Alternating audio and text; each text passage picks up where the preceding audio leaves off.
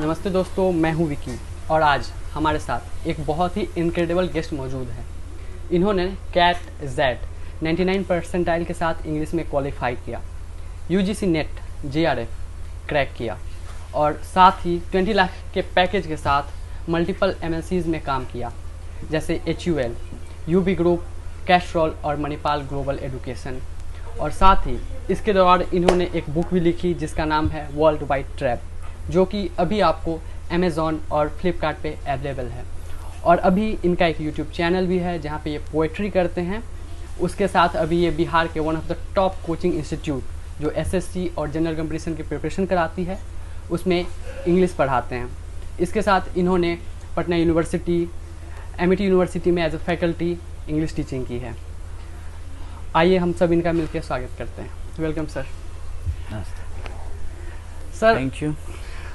यहाँ पे सबसे पहला मेरा एक पर्सनल क्वेश्चन आपके साथ ये है कि आप जब वहाँ पे काम कर रहे थे मुंबई और बेंगलोर में, तो वहाँ पे आपका बहुत ही हैंडसम पैकेज था, वहाँ पे लाइफ स्टाइल भी अच्छा था, फिर भी सर वो क्या रीज़न था जो आप आज बिहार आके यहाँ पे टीचिंग कर रहे हैं?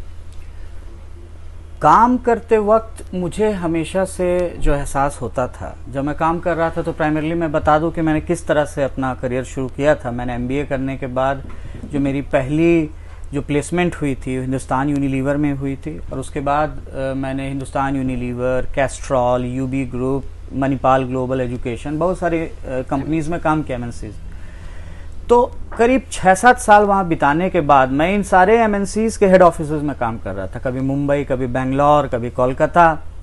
बट मुझे उस दौरान ये एहसास हमेशा से ऐसा होता रहा कि मैं अंडर यूटिलाइज्ड हूँ, यानी कि जितना मुझे यूटिलाइज किया जा सकता है उससे कम मुझे यूटिलाइज ये ऑर्गेनाइजेशंस कर रहे हैं और मुझे पे पूरा कर रहे थे। तो मेरे अंदर एक तरह की फीलिंग ये हमेशा से ग्रो हो रही थी कि क्या मैं अपने सैलरी के साथ जस्टिफिकेशन कर रहा हूँ। ऑल्दो एक बिहार के मिडिल क्लास इंसान का 20 लाख के पैकेज तक पहुंच जाना अपने 6-7 साल के स्टिंट के अंदर एक अच्छी अचीवमेंट कही जा सकती है, लेकिन मुझे हमेशा से ये परेशानी रही कि क्या मैं अपने कैपेबिलिटीज को पूरी तरह यूज कर रहा हूँ, लेकिन मेरी कैपेबिलिटीज है क्या, ये मुझे डिस्कवर करना था। और मुझे मेरे दिमाग में था कि मैं एक ऐसा काम करूं जो ज़्यादा सिग्निफिकेंट हो। मैं उस कॉर्पोरेट वर्ल्ड में मुझे लग रहा था कि कहीं पर मैं सूप सेल कर रहा हूं, तो कहीं पर मैं लुब्रिकेंट्स, कैस्ट्रॉल, तो HUL में सूप, नॉर और किसान 2 ब्रांड्स में देखता था। मुझे इन जगहों पे हमेशा ये फील होता रहा कि जो काम किया जा रहा है वो काम सिग्निफिकेंट नहीं है, मेरी जगह कोई भी और कर सकता है, मुझे रिप्लेस किया जा सकता है। और इसीलिए मैं एक ऐसे डायरेक्शन में जाना चाहता था जहां पर कि मुझे बिहार में हमेशा से मुझे रहने का शौक था। मैं बिहार से बेसिकली, मतलब अगर आप बोले बिहार झारखंड जब एक है तब तो कोई डिफरेंस नहीं है, मैं बिहार से ही था। और मुझे हमेशा से बिहार लौटने का, और मुझे ये रहा कि कुछ ऐसा काम करूं जो थोड़ा सा ज़्यादा इम्पैक्ट क्रिएट कर सके, लोगों को ज़्यादा सिग्निफिकेंट लगे, मैं कुछ कंट्रीब्यूट कर सकूं। ये चीज़ें मेरे दिमाग में ज़रूर चल रही थी, लेकिन मुझे ये नहीं पता था कि एग्जैक्टली मुझे करना क्या है। पढ़ाने का काम मैं बहुत पहले से करता आ रहा था, जब मैं बाहर भी था, जब मैं बेंगलोर में था, मुंबई में भी था, तो उस समय मैं अपने पार्ट टाइम स्टिंट के रूप में करता था पढ़ाने का काम। लेकिन इसको मैं पूरी तरह से अपना लूँ और उसमें इनोवेशंस करने की कोशिश करूँ, ये काम धीरे धीरे बिहार आने के बाद मुझे रियलाइज़ हुआ। लेकिन प्राइमरली जो मुझे बिहार आने के लिए ड्राइव किया वो बिहार का कल्चर, बिहार के लोग। मुझे बिहार के जो साइड में जो हम खाते हैं, जो फुचका और जो कचौड़ी और लिट्टी, और वो उसकी खुशबू, और जब आप पटना स्टेशन पर उतरते हैं और हनुमान मंदिर, तो वो सब फीलिंग अमेजिंग है मेरे लिए। और मुझे लगता है कि इस जगह पर रहना मेरे लिए बहुत ज़रूरी था। और ये कुछ चीज़ें मिलकर मुझे ये इंस्पायर की कि चलो चलते हैं, एक नया डायरेक्शन खोजते हैं। कभी कभी आदमी को अपने सेटल्ड लाइफ को छोड़ना पड़ता है। और सर इसके बीच आपने ये बुक भी लिखी वर्ल्ड वाइड ट्रैप। हाँ सर, इसके पीछे आपका क्या मोटिव था? क्योंकि बुक लिखना एक बहुत बड़ी बात है, not a lot of people can really do this. तो सर जब आपने ये बुक लिखी तो क्या हेड स्पेस था आपका? और इस बुक में हमने रीडर्स को किन चीज़ों के बारे में जानने को मिलेगा जो बाहरी में नहीं देखने को मिलती है? मुझे लगता है कि ये किताब लिखना प्राइमरली मैंने शुरुआत अपने बोरियत से ही की, अपने अंडर यूटिलाइज होने की फीलिंग से। मुझे लगा कि मैं जितना काम कर रहा हूँ उसके अलावा भी मेरे पास बहुत कुछ एनर्जी है अपनी क्रिएटिविटी को एक्सप्रेस करने का, और इसलिए मैंने ये बुक लिखना शुरू किया। बुक लिखने के प्रोसेस में मुझे ये रियलाइज हुआ कि बुक लिखना एक ऐसा क्रिएटिव प्रोसेस है जिसके लिए बहुत मैच्योरिटी की ज़रूरत है, और मुझे लगता है कि मैं ये काम लगातार कर रहा हूँ। मुझे लग रहा है अभी इस किताब को लिखने के बाद, जो मैंने एक किताब लिखी इसके बाद मैं अभी एक फ़िलहाल एक अपने स्टूडेंट्स के लिए भी बुक लिख रहा हूँ, जो प्राइमरली लोगों को वोकैबुलरी वर्ड मीनिंग्स याद कराने में मदद करेगी। तो वो, लेकिन साथ में वो साईफाई नॉवल है, उसमें पूरा time travel, alternate reality, parallel universe और सारी चीज़ें रहेंगी। तो ये नॉवेल मैंने लिखा है 2049 में क्या हो सकता है। फ्यूचरिस्टिक नॉवेल है, एक तरह का सोशल ड्रामा है, सोशल फिक्शन है कि क्या चीज़ें क्रिएट हो सकती हैं फ्यूचर में। मुझे लिखने के दौरान ये एहसास हुआ जब मैं ये किताब लिख रहा था कि राइटिंग एक ऐसा प्रोसेस है जिसमें आप अपने को डिस्कवर करते हैं। जब आप लिखते हैं या कोई भी सीरियस आर्टिस्टिक काम करते हैं, जब भी आप कोई क्रिएटिव प्रोसेस में इन्वॉल्व होते हैं, तो आप एक्चुअली क्रिएटर के सबसे करीब पहुंचते हैं। 100%। क्रिएटिविटी इसीलिए मैं हमेशा अपने क्लासरूम में भी स्टूडेंट्स के अंदर इनकलकेट करने की कोशिश करता हूं, क्योंकि आपको अगर क्रिएटर से पहुंचना है, आप रिलीजियस हो चाहे नहीं, आप स्पिरिचुअल हो के चाहिए नहीं, अगर आप एक बिगर मीनिंग से कनेक्ट होना चाहते हैं तो उसका बेस्ट तरीका मुझे लगता है कि क्रिएशन। सर यहाँ पे मैं आपको थोड़ा सा इंटरप्ट करना चाहूँगा। अभी से ऑलमोस्ट 2-3 महीने पहले, अभी आपके बात को कनेक्ट करूँगा, मैं स्क्रिप्ट लिख रहा था तो एक जगह पे अटक रहा था। हाँ, तो फिर ऐसे गॉड का नाम हेड में आने लगा। सडनली ऐसे फील हुआ ना कि ऊपर से कुछ आ रहा है। वो स्क्रिप्ट कंप्लीट हुआ और वहाँ पे मैंने ये लिखा कि समटाइम्स ना हमारे साथ ये होता है कि हम बिलीव नहीं करते हैं किसी चीज़ में और हम छोड़ देते हैं। तो उस समय हमको ऐसा लगा कि ऊपर से मेरे हेड में ये आ रहा है कि कभी कभी आप 1% भी बिलीव करते हैं, लेकिन अगर अपना एफर्ट 70% लगाते हैं तो आप पार कर जाओगे, क्रॉस कर जाओगे। लेकिन कभी कभी क्या होता है कि आप 70% बिलीव है बट एफर्ट नहीं लगा रहे हो, तो आप क्रॉस नहीं करोगे। दैट मीन्स कि कभी कभी आपको लाइफ में बिलीव नहीं भी हो, खुद के काम में एफर्ट डालते रहो, क्रॉस कर जाओगे। तो अभी आपने बोला ना कि वो क्रिएटर के नज़दीक पहुंच जाते हो, तो वो अभी मुझे कनेक्ट किया कि उस समय शायद यही हुआ। और मैं बिल्कुल आपकी बात से, इस बात से सहमत हूँ कि दोनों चीज़ें काम करती हैं जैसा कि आप बोल रहे हैं, और बैलेंस करके चलना पड़ता है। और मुझे लगता है कि ऑब्वियसली ये क्रिएटिविटी एक ऐसा प्रोसेस है, चाहे आप म्यूजिक बना रहे हो, चाहे पोएम्स लिख रहे हो, चाहे आप वीडियोज़ क्रिएट कर रहे हो, चाहे आप कुछ भी एक ऐसा काम करो, चाहे आप खाना ही बना रहे हो, तो ऑब्वियसली आप उस क्रिएशन के प्रोसेस में आप बहुत ट्रू होते हैं, लोगों से कनेक्ट होते हैं, लोगों के वेलफेयर के बारे में सोचते हैं। हाँ, सही। क्योंकि आपको लोगों से कनेक्ट होना है। एग्जैक्टली। और वो क्रिएटिविटी आपको कहीं ना कहीं प्यूरिफाई करता है, आपको बेटर बनाता है। और वही मुझे इसको लिखने के दौरान, तो मुझे इसके सक्सेस से कोई मतलब नहीं, इसकी रॉयल्टी के लिए मैंने कभी कोई खास इतने सालों तक क्लेम भी नहीं किया। लेकिन मुझे हमेशा से ये लगता है कि आपको ये सारे काम साथ साथ करते रहने चाहिए। यही मैं स्टूडेंट्स या जो भी व्यूअर्स उनको यही बोलना चाहूँगा, कुछ ना कुछ एक क्रिएटिव प्रोसेस परसू करना हमारे लिए बहुत ज़रूरी है। सर, ये जो बुक था, जब आपने ये बुक पूरा लिख के कंप्लीट कर दिया, उसके बाद आपके माइंडसेट में कोई चेंज आया? जैसे कि मैं ना एक वीडियो क्रिएट कर रहा था, तो वीडियो क्रिएट करना थोड़ा सा मुश्किल हो रहा था। एक बार पूरा क्रिएट कर लिया, उसमें लाइट नहीं था। अब एक तो स्टार्टिंग का टाइम था, ऑलरेडी मुश्किल था, पूरा लाइट नहीं, उसको जाके फिर से रिकॉर्ड करना पड़ा। बट जैसे उसको फिर से रिकॉर्ड कर लिए ना, अभी क्या हो गया कि लाइफ में कोई भी काम अगर उसको दोबारा करना हो ना, कितना भी हार्ड हो, तो वो हेड में नहीं लगता है कि वो बहुत बड़ा काम है, वो इजी हो गया। तो पूरी दुनिया के लिए भी अगर कितना भी मुश्किल है, मेरे हेड पे प्रेशर नहीं आता, लगता नहीं हो जाएगा। तो सर, आपके हेड में क्या चेंज हुआ, आपके लाइफ में क्या चेंज हुआ इस बुक लिखने के बाद? लिखने के बाद मुझे लगता है, और फिर अपने चैनल्स के लिए बहुत सारे पोएम्स क्रिएट करने के बाद मुझे लगता है कि ये एक प्रैक्टिस की बात होती है। और अब जितना करते जाते हैं आप, उतने मजे हुए क्रिएटर होते जाते हैं। प्रेमचंद की एक लाइन में बोलना चाहूँगा, ऑल्दो मैं इंग्लिश हिंदी दोनों में लिखता हूँ, लेकिन प्रेमचंद जो कहते हैं वो बोलते हैं कि मैं एक मजदूर हूँ, अगर मैं रोज लिख ना लूँ तो मुझे रोटी खाने का हक नहीं। तो अगर हम सब लोग इतने प्रोफेशनल हो जाए अपने कोर लेवल पे, और इन चीज़ों में भी, अपने क्रिएटिव प्रोसेस में भी, अपने हॉबीज़ को लेके भी अगर हम इतने सीरियस हो जाएं, तो मुझे लगता है कि वो आपको एक बेहतर फ्यूचर दे सकता है। सर, आपका ये कॉर्पोरेट वर्ल्ड में काम करने का कैसा एक्सपीरियंस था? वहाँ पे आप महेंद्र सिंह धोनी, क्रिस गेल के साथ भी ब्रांड पे काम किए हैं, वो कैसा एक्सपीरियंस था? मेरे लिए वो एक्सपीरियंस बहुत ही नॉर्मल एक्सपीरियंस था, क्योंकि मेरे अंदर कभी भी क्रिकेट स्टार्स को लेकर बहुत ग्लैमर नहीं रहा है। मुझे स्टार्स को लेकर कभी बहुत ग्लैमर नहीं रहा है, पता नहीं मेरे अंदर से रहा। मैंने आज तक जिंदगी में कोई क्रिकेट मैच नहीं देखी है पूरी बैठ के। मैंने एक वर्ल्ड कप फाइनल देखा था, कैस्ट्रॉल के तरफ से हमें फ्री पास मिला था, तो स्टेडियम में हम लोग बैठे थे। इंडिया श्रीलंका फाइनल मैच था वो मैंने एक देखा जिसमें इंडिया जीता भी था।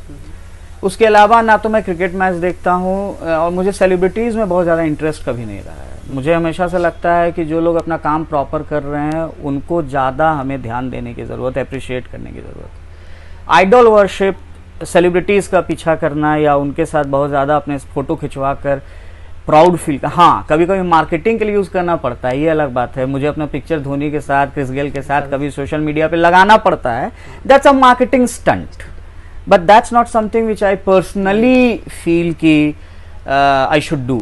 मतलब सेल करने के लिए कभी कभी आपको कुछ ऐसे काम करने पड़ सकते हैं जो लोगों को अच्छा लगता है, आपको उतना अच्छा नहीं लगता है। यही प्रैक्टिकली हम जिंदगी में मार्केटिंग में सीखते हैं, कॉम्प्रोमाइज करना। बट मुझे ऐसा लगता है कि इन सेलिब्रिटीज़ के साथ काम करके मुझे बस एक ही चीज़ रियलाइज़ हुई कि ये बहुत प्रोफेशनल है, ये बिल्कुल डाउन टू अर्थ भी मैं बोलूँगा, और मैं बोलूँगा बिल्कुल प्रोफेशनल। डाउन टू अर्थ से ज़्यादा मैं बोलूँगा कि ये लोग कमिटेड हैं, प्रोफेशनल हैं। ये लोग के अंदर ईगो नहीं है। जब मैंने पूरा एक दिन ऑब्वियसली मैंने गेल के साथ स्पेंड किया, जिसमें कि हम लोगों ने उसे समोसे से लेकर सैंडविच तक सब ऑफर किया, and he was such a good guy कि उसने कुछ ऑब्जेक्ट नहीं किया, कहीं भी कोई प्रॉब्लम नहीं हुआ। तो इस तरह की चीज़ें मुझे ये सिखाई उस कॉर्पोरेट वर्ल्ड में काम करके कि मैं कोई भी काम करूं, चाहे मैं टीचर का ये काम करूं, राइटर का ये काम करूं, उसी तरह के प्रोफेशनल इंटीग्रिटी के साथ काम करूं जो प्रेमचंद अपनी बात में कह रहे हैं कि मैं एक मजदूर हूं। सो बेसिकली सर ये कह रहे हैं कि जब आप धोनी या क्रिस गेल के साथ थे तो एक तो आपको थोड़ा भी ये स्टारडम फील नहीं हुआ, उन्होंने फील नहीं होने दिया कि मैं स्टार एकदम। और दूसरी चीज थी कि उनकी प्रोफेशनलिज्म, बिल्कुल वो इतने प्रोफेशनल थे कि हालांकि क्रिस गेल को अपना 6 पैक्स मेंटेन करना है, फिर भी जब आपने उसे समोसा ऑफर किया तो उसने थोड़ा भी हिचका ऑब्वियसली सैंडविच। सो ये एक सीखने की चीज़ है कि जब आप किसी प्रोफेशनल सेटअप में हो तो 100% प्रोफेशनल रहिए, नो मैटर आपको क्या पेमेंट हो रहा है, आप बैकग्राउंड में क्या है। आपको जो पेमेंट हो रहा है वो आपको इसलिए हो रहा है कि आप वही डिजर्व करते हैं। क्रिस गेल के साथ हमारा कॉन्ट्रैक्ट 7 करोड़ का था, हो सकता है किसी के साथ 700 रुपए का हो, बट वो तो आपकी कैपेबिलिटीज है जिसके दाम आपको मिल रहे हैं। लेकिन जो दाम मिल रहे हैं उसके बदले में आपको पूरे प्रोफेशनल इंटीग्रिटी के साथ काम करना चाहिए। और यही मैं बोलना चाहूंगा, यही एक मैसेज मुझे लगता है कि मुझे बाहर काम करके मिला कि आपको प्रोफेशनल होना चाहिए। मैनेजमेंट करना मेरे लिए बस इसी तरह का एक अवेयरनेस था कि मैं ज्यादा प्रोफेशनल हो पाया। क्योंकि एक राइटर के लिए बहुत आसान होता है, जो क्रिएटिव प्रोसेस में होता है उसके लिए थोड़ा सा ऐसा हो जाना कि वो प्रोफेशनल ना हो कि मैं क्रिएटिव प्रोसेस में हूँ या मैं तो ये करता हूँ। बट आपको हमेशा अपने इंटीग्रिटी को, अपने प्रोफेशनल सेंस को बना के रखना है, प्रोफेशनलिज्म। सर आप बहुत अच्छी जगह पे रहे हैं, मुंबई में रहे हैं, बेंगलोर में रहे हैं, बहुत सारा ट्रेवल किए हैं, बहुत सारे लोगों से मिले हैं, हाई प्रोफाइल लोगों से। सर उसके बाद यहाँ आने के बाद आपको क्या डिफरेंस, बेसिक डिफरेंस दिखा, और ऐसा कौन सा चीज़ है जो हम लोग सीख सकते हैं खुद को डेवलप करने के लिए? मुझे जो बेसिक डिफरेंस मैं बोलना चाहूँगा कि मैं जहाँ भी रहा मुझे हमेशा एक बात हमेशा ख्याल हमेशा रहा कि बिहार सबसे बेहतर जगह है। और ये अजीब सी बात है क्योंकि कुछ लोग मुझे बोलते अरे तुम मुंबई में रह रहे थे, इतना जॉब कर रहे थे, 20 लाख का कर रहे थे, तो बिहार में बेहतर जगह, बिहार में लोगों के अंदर जो सेंस, जो वार्मथ है, जो मैं इंट्रोवर्ट इंसान हूँ और मैं कभी कभी अपने कॉर्पोरेट वर्क में डिप्रेशन में चला गया था, मैं लोगों से बात नहीं कर पाता था। लेकिन बिहार में लोग आकर आपसे बात करते हैं। ये तो है, ये आपको कहीं नहीं मिलता, नहीं मिलेगा। आपसे ऑटो चलाने वाला भी आपसे अचानक पूछने लगेगा कि अरे कब क्या होगा, कब लॉकडाउन खुलेगा। ये जो बात है, ये जो बिहार के साथ है, ये मुझे हमेशा लगता था कि जो करना है। और मैं यही एक बात बोलना चाहूंगा कि बिहार में क्या डिफरेंस है, इस बात से ज्यादा हमें ये सोचने की जरूरत है कि हम क्या डिफरेंस क्रिएट कर पा रहे हैं अपने लेवल पे। आप क्यों एस्पिरेशन पाल लेते हैं कि थोड़ा सा आप अच्छी पढ़ाई कर लेते हैं तो आपको लगता है कि आप कहीं बाहर ही चले जाएं और बाहर ही सेटल हो जाएं, और यहाँ से आपको दिल्ली, मुंबई, पुणे जाना है, फिर वहाँ से आपको बाहर जाना है। क्यों जरूरी है? क्या यहाँ पे रह के हम लोग अपनी जिंदगी को सही, आज आपने देखा जब ये सारा कुछ हुआ नेचुरल पेंडेमिक के बाद, आज लोग बाहर से लौट रहे हैं, ये क्यों हो रहा है? कहीं ना कहीं आपको रिवर्स क्रिएट करना पड़ेगा। जो माइग्रेशन हो रहा है, जो ब्रेन ड्रेन हो रहा है, उसको रिवर्स करना पड़ेगा। मैं प्राइमरली ये नहीं बोलना चाहता कि बिहार कैसे अलग है, मैं ये बोलना चाहता हूँ कि हर जगह के लोग एक जैसे होते हैं, लेकिन उस जगह के लोगों को उस जगह पर रहना पड़ता है डिफरेंस क्रिएट करने के लिए। एग्जैक्टली आपको कॉम्प्रोमाइज करना पड़ सकता है, हो सकता है आपको कहीं ज्यादा सैलरी मिले, आपको कम सैलरी मिले, ठीक है, लेकिन कॉस्ट ऑफ लिविंग भी तो अलग अलग होता है। तो आप उसको सोचिए और अपने लोगों के बीच कुछ करने की कोशिश कीजिए, और आपको यहाँ जो वार्मथ मिलेगा, लोगों से जो कनेक्शन मिलेगा, वो आपको कहीं नहीं मिल सकता। एग्जैक्टली सही बोल रहे सर। और इसके साथ सर, आप खुद के यंगर सेल्फ को एक ऐसा एडवाइस कौन सा देना चाहिए जो आपको लगता है कि अगर आपको उस समय मिला होता जब आप 20 साल के थे, तो अभी आपके लाइफ में एक बड़ा डिफरेंस क्रिएट होता? मुझे लगता है कि एक बात जो मैं 20-25 साल पहले मुझे रियलाइज कर लेना चाहिए था, वो बात ये है कि मुझे क्या करना है ये चूज कर लेना चाहिए था, राइट। और ये चूज करना, क्योंकि मैं काफी टाइम तक मैं एक्सप्लोर करता रहा, मैंने मैनेजमेंट किया, मैंने आईटी का कोर्स किया, मैंने मैनेजमेंट किया, मैंने किताब लिखी, मैंने एडवर्टाइजिंग इंडस्ट्री में काम किया, मैंने मूवी शूट की, फिर मैंने साथ साथ में पढ़ाता भी रहा, मैंने सेल्स प्रोफेशनल्स को ट्रेनिंग दी। बहुत सारा काम करने के बाद मुझे फाइनली जिन चीज़ों को मैं छोड़ता गया, और फाइनली मुझे रियलाइज़ हुआ कि पढ़ाना और लिखना एक दो बहुत ही सिग्निफिकेंट काम है जो मुझे अपनी ज़िंदगी में करना है। ये रियलाइजेशन अगर थोड़ा पहले मुझे आ जाता, और ऑब्वियसली शायद उस समय डिजिटल अवेयरनेस उतना नहीं था। आज के लोगों को मैं ये बोलना चाहूँगा कि अगर आप डिजिटली कनेक्ट हों और थोड़ा सा अवेयर होते रहें कि क्या अपॉर्चुनिटीज़ हैं और आपको करना क्या है इस चीज़ को, क्योंकि आपको बोला समवन, एक लाइन बहुत फेमस है, you can do what you will but not will what you will. मतलब तुम वो कर तो लोगे जो तुम चाहते हो। तुम डॉक्टर बनना चाहते हो, तुम डॉक्टर बन जाओगे, लेकिन क्या तुम डॉक्टर बनना चाहते हो? ये तुम्हारी चाहत है। ये फिगर आउट करना बहुत, ये फिगर आउट करना कि जो आप बनना चाहते हैं वो आपके बनने की चाहत है कि नहीं, और उसमें आप सरवाइव कर पाएंगे कि नहीं, और उसको आप प्यार कर पाएंगे कि नहीं। और अगर आप काम को प्यार कर पाएंगे तो फिर ना तो एक तरह से पैशन की जरूरत है, ना डेडिकेशन की जरूरत है, ना कमिटमेंट की जरूरत है। जो चीज आपको अच्छा लगता है उसमें क्या पैशन डेडिकेशन, वो तो चलता ही रहेगा। तो जिंदगी का पार्ट बन गया 100%। तो मुझे इसीलिए बात थोड़ी सी अलग थी। तो बेसिकली सर आप ये कह रहे हैं कि हम लोगों को बहुत अर्ली फिगर आउट कर लेना चाहिए कि वो कौन सा चीज है जो हम एग्जैक्टली करना चाहते हैं। एग्जैक्टली वो नहीं जो हम लोग सुन रहे हैं आसपास, या हमें लग रहा है कि सबसे सिक्योर, सबसे सेफ, या सबसे ज्यादा लोग आसपास कर रहे हैं। वो तो एक पैरामीटर नहीं, साथ साथ हमें अपनी इंडिविजुअलिटी को देखना होगा कि हम कैसे हैं और हमें किस तरफ क्या ड्राइव कर रहा है। और मुझे लगता है कि अगर आप ये डिसाइड नहीं भी कर पाए कि आप क्या करना चाहते हैं, ये डिसाइड करना शुरू करें कि आप क्या नहीं करना चाहते हैं। और ये करते हुए एक चीज आप करें कि अपना एक हॉबी, अपना कोई एक इंटरेस्ट जिस पर आप डीप रिसर्च करें। क्योंकि अगर आप वो कर लेंगे, अगर कोई एक हॉबी, कोई एक इंटरेस्ट आपका ऐसा रहा जो आपकी पढ़ाई लिखाई, नॉर्मल करियर, इन चीजों के अलावा है, तो वो चीज जो अलावा है वो आपको बहुत आगे ले जाएगी। एग्जैक्टली 100%। ये हम लोग की पिछली बार जब बात हुई, मैंने बहुत सारे इंटरव्यूज बस अपने पोएम्स को वहां पे सुनाया, अपने पोएम्स को सुनाया, अपने राइटिंग असाइनमेंट्स के बारे में बात किया। और मैंने बहुत सारे मार्केटिंग के सीनियर मार्केटिंग मैनेजर तक के प्रोफाइल, मैंने जब मैंने काम किया तो मैंने असिस्टेंट मार्केटिंग मैनेजर से मैं सीनियर मार्केटिंग मैनेजर के प्रोफाइल तक मूव किया। और उस दौरान मुझे रियलाइज हुआ कि जरूरी है ये बातें। सर दो बातें यहाँ, पहले मैं अपना एक खुद का पर्सनल क्वेश्चन पूछना चाहूँगा। सर क्या लाइफ में सिर्फ 20 लाख का पैकेज या 30 लाख का पैकेज क्या हैप्पी रख सकता है एक इंसान को? लेट्स से कि सर मैं कोई सा काम कर रहा हूँ बट समवेयर वो मेरे क्लोज नहीं है, I don't love that job, but still if I am getting 20 lakhs or 30 lakhs, will I be happy in my life? You can be. It depends on the individuality, it depends on your personality. देखो कुछ लोग ऐसे होते हैं जो आसानी से खुश हो जाते हैं, कुछ लोग ऐसे होते हैं जो आसानी से खुश नहीं होते। ये दो तरह के लोग मुझे लगता है कि होते हैं, और ज्यादा खतरा उन लोगों के लिए जो आसानी से खुश नहीं होते हैं। क्योंकि इन लोगों को हमेशा जो स्टे हंग्री स्टे फुलिश वाली बात है स्टीव जॉब्स की, कि इन लोगों को कुछ और अचीव करने की बात होती है। और ऐसे लोगों को बहुत सावधानी से सोचने की जरूरत है कि उन्हें क्या करना है, किन चीजों को चूज करना है। तो बेसिकली सर एक इंडिविजुअल को सबसे पहले ये फिगर आउट करना है कि वो इन दोनों लोगों में से किस टाइप का इंसान है। ये बहुत आसान है, और मुझे लगता है कि जो इंडिविजुअल खुश रह सकता है, जो जैसे हम ना छोटी छोटी चीजों में खुश रहना, मैं बहुत छोटी छोटी चीजों में खुश नहीं हो पाता हूँ मुझे, तो कुछ लोग अगर रह सकें तो ठीक है।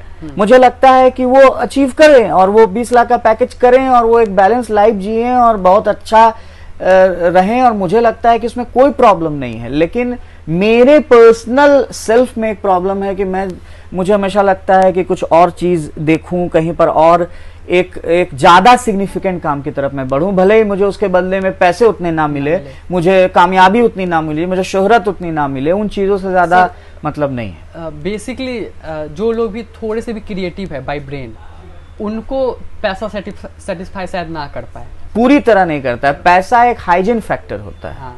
दो तरह के जो हम लोग एचआर में पढ़ते हैं, एक्स वाई फैक्टर। तो बेसिक पैसा हाइजीन फैक्टर है, मिनिमम पैसा चाहिए। लेकिन सारे स्टडीज ये बोलते हैं कि वो पैसा आपको कभी भी पूरी तरीके से जॉब में नहीं रख सकता है जब तक कि आपको उसमें एक पर्पस या कोई एक सेल्फ रियलाइजेशन या कोई वर्थ या कोई एक ऐसी चीज नजर नहीं आए। और मैं बता देना चाहता हूं कि ये चीजें बढ़ रही हैं यूथ में। यस सर, 100% बढ़ रही हैं। और हम मतलब हमें जरूरत है। तो मैं नहीं कर रहा हूं कि अगर आप एक जॉब करते हैं तो आप वो सिग्निफिकेंट काम नहीं करें। मुझे पढ़ाना ज्यादा सिग्निफिकेंट लगा, मुझे लिखना ज्यादा सिग्निफिकेंट लगा, शायद मैं लिख सकता हूं, इसलिए सब लोग लिख नहीं सकते मे भी।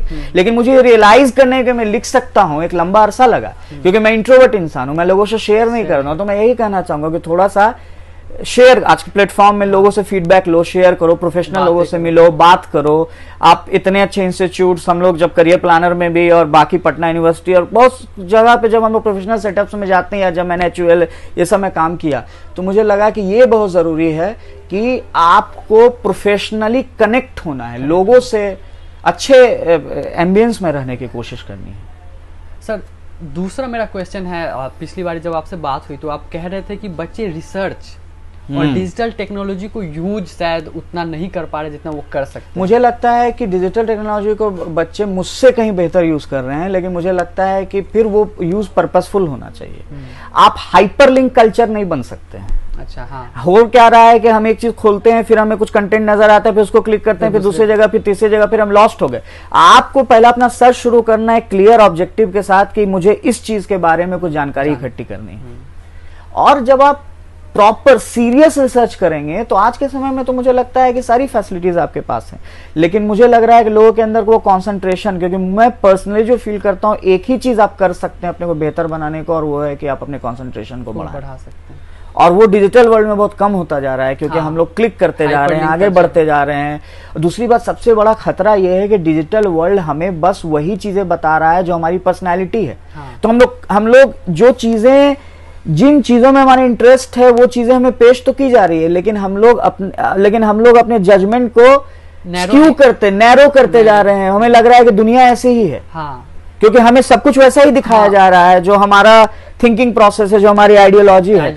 ऐसे समय पे जरूरी है कि हम लोग सारे बायसनेस को छोड़ें और एकदम फ्री थिंकर की तरह रिसर्च करें। Out of the box. तो किसी ने कहा ना कि मैं अपना दिमाग पहले बना चुका हूं, अब मुझे फैक्ट्स मत बताओ।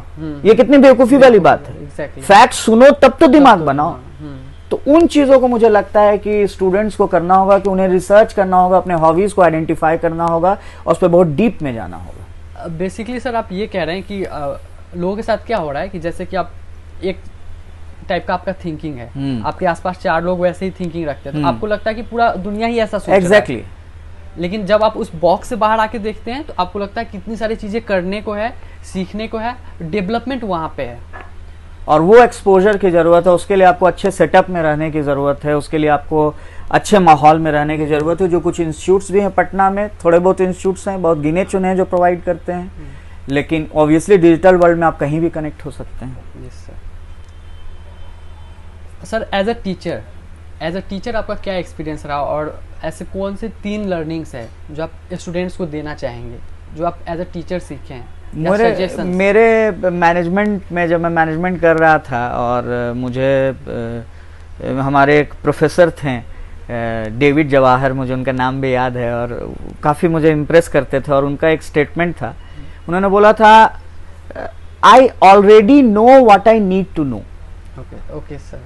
मुझे बहुत डीप, मुझे ये लाइन एक ऐसी लाइन है जो मुझे किसी भी प्रोफेसर से निकली हुई एक लाइन जो मेरे कान में हमेशा मुझे याद रहती है। I already know what I need to know. मैं पहले से वो सारी चीजें जानता हूं जो मुझे जाननी है।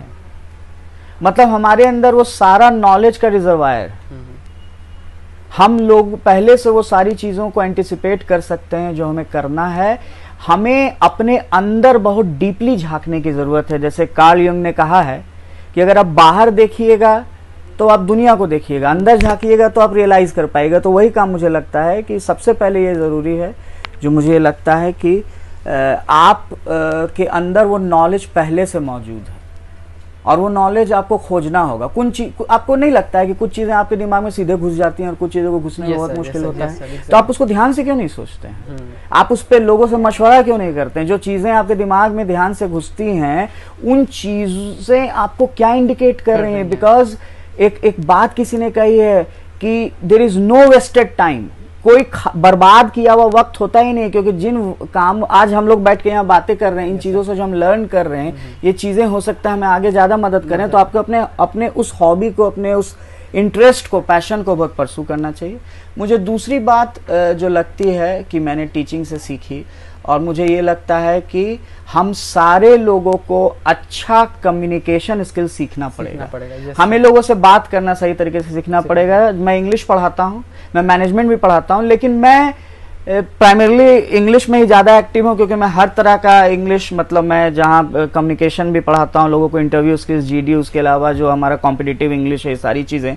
लेकिन मुझे ये रियलाइज़ होता है कि हम लोगों को ज़्यादा से ज़्यादा कम्युनिकेशन में एक्सेल करना पड़ेगा। बिहार के लोगों को इस चीज़ को अपना बहुत अच्छा करना पड़ेगा, और मैं उसके लिए हमेशा कोशिश कर रहा हूँ कि हम लोगों को इस चीज़ के मामले में कहीं नहीं सोचना है। अगर हम अपना कम्युनिकेशन बेहतर कर लें तो आइडियाज़ और नॉलेज की हमारे पास कभी कोई कमी नहीं है, और कम्युनिकेशन भी हमारा बहुत बेहतर है।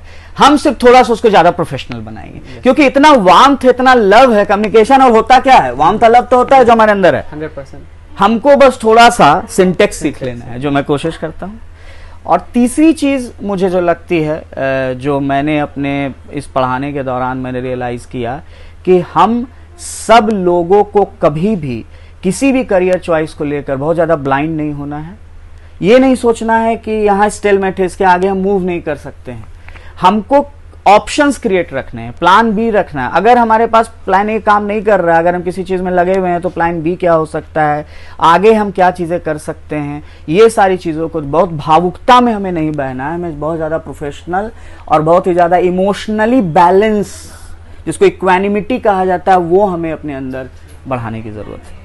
तो दोस्तों, ये था अमित चौधरी सर के साथ कन्वर्सेशन का फर्स्ट पार्ट। आई होप कि आपके लाइफ में थोड़ी सी वैल्यू ऐड कर पाई हो। पार्ट 2 हम नेक्स्ट वीक रिलीज़ करेंगे, और अभी के लिए मैंने उनका यूट्यूब और इंस्टाग्राम आईडी डिस्क्रिप्शन में लिंक किया है, आप चाहे तो जाकर चेक कर सकते हैं। और अगर आपको ये वीडियो पसंद आई तो वीडियो को लाइक करें, चैनल को सब्सक्राइब करें। Thank you.